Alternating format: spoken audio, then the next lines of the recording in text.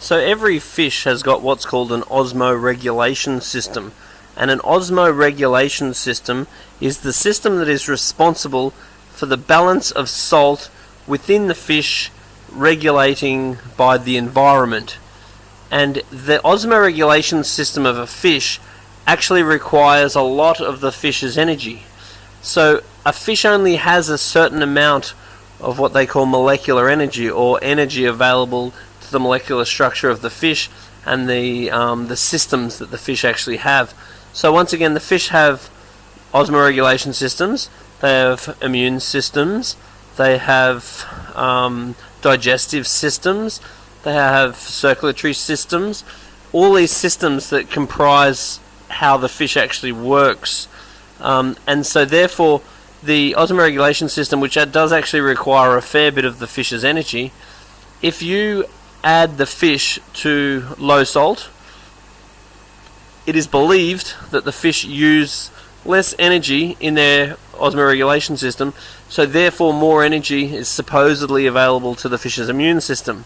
Now, how scientifically true that is, I have no idea, but as far as results are concerned, I've been in the aquarium industry for 22 years, and if I go down to this system and I look at the system and I'm cracking out with a little bit of white spot, I check the salt, and most of the time the salt has crept up. On the other hand, if I lower the salt a little bit, keep it about 1.020, maybe as low as 1.018, then the prevalence of parasitic infection seems to be much lower, more so than, well, bacterial infection too, but parasitic is the one that sort of is the most obvious to me.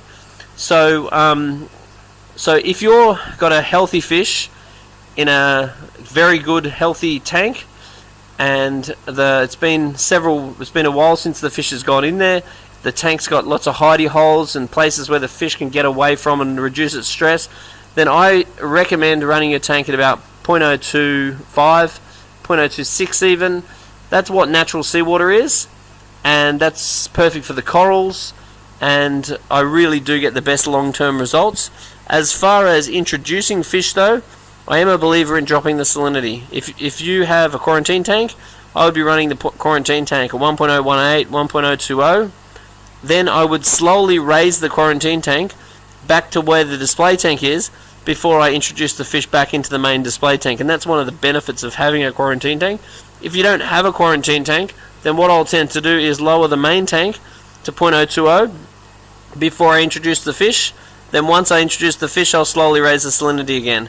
Now the corals are not overly thrilled about being in the lower salinity, but I have absolutely no problem. Under some circumstances, the corals will not open as much during the low salinity time, but I do not believe I've ever lost a coral from lowering salinity. So anyway, put a little comment down the bottom and see what you can do to add to this philosophy, and yeah, just something that I've had a lot of success with. I've had a lot of success with controlling white spot via lower salinities. And the other thing I'll often do is, if I think the fish is stuffed, I'll often give it a freshwater bath, and that'll kill off the parasites. So once again, in the lower salinity, the parasites don't enjoy it, so the parasites tend to proliferate less, and once again, the immune system of the fish is potentially increased.